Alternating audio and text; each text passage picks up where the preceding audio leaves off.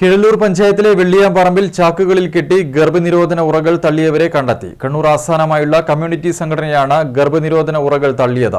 ജില്ലാ എൻഫോഴ്സ്മെന്റ് സ്ക്വാഡാണ് ദിവസങ്ങൾ നീണ്ട അന്വേഷണത്തിൽ ഇത് കണ്ടെത്തിയത്. ഗർഭനിരോധന ഉറകൾ ചാക്കിൽ കെട്ടി തള്ളിയത് കണ്ണൂർ വിഷനാണ് പുറത്തുവിട്ടത്. വാർത്തയുടെ അടിസ്ഥാനത്തിലായിരുന്നു സ്ക്വാഡിന്റെ അന്വേഷണം.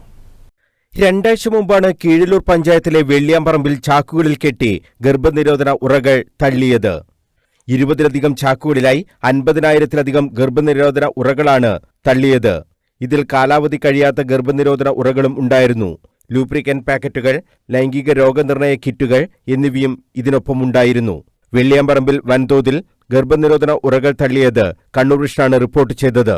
ഇതിന്റെ അടിസ്ഥാനത്തിൽ ജില്ലാ എൻഫോഴ്സ്മെന്റ് സ്ക്വാഡ് നടത്തിയ പരിശോധനയിലാണ് തള്ളിയവരെ കണ്ടെത്തിയത്. കണ്ണൂർ ആസ്ഥാനമായി പ്രവർത്തിക്കുന്ന കമ്മ്യൂണിറ്റി തല സംഘടനയായ സ്നേഹതീരമാണ് ഇത് തള്ളിയതെന്ന് അന്വേഷണത്തിൽ കണ്ടെത്തി. സ്നേഹതീരത്തിന് 5,000 രൂപ പിഴ ചുമത്തി.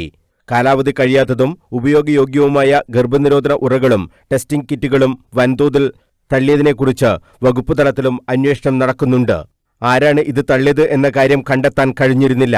സ്ക്വാഡ് ദിവസങ്ങൾ നീണ്ട പരിശോധനയ്ക്ക് ശേഷമാണ് ഇത് തള്ളിയവരെ കണ്ടെത്തിയത്. കേരള സ്റ്റേറ്റ് എയ്ഡ്സ് കൺട്രോൾ സൊസൈറ്റിയുടെ മേൽനോട്ടത്തിൽ പ്രവർത്തിക്കുന്ന സുരക്ഷാ MSM പദ്ധതിയുടെ ഭാഗമായി ജില്ലയിലെ 1,300ഓളം വരുന്ന കമ്മ്യൂണിറ്റി അംഗങ്ങൾക്ക് HIV പ്രതിരോധ പ്രവർത്തനങ്ങൾക്കായി വിതരണം ചെയ്യേണ്ടിയിരുന്ന 10,000-കണക്കിന് ഉറകളാണ് വെള്ളിയാംപറമ്പിൽ തള്ളിയത്.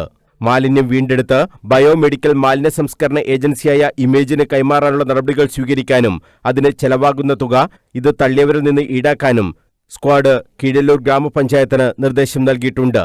പരിശോധനയിൽ enforcement squad leader M. Liji, Shereekhul Ansar, health inspector Dijil AN എന്നിവർ പങ്കെടുത്തു. News bureau, Kannur.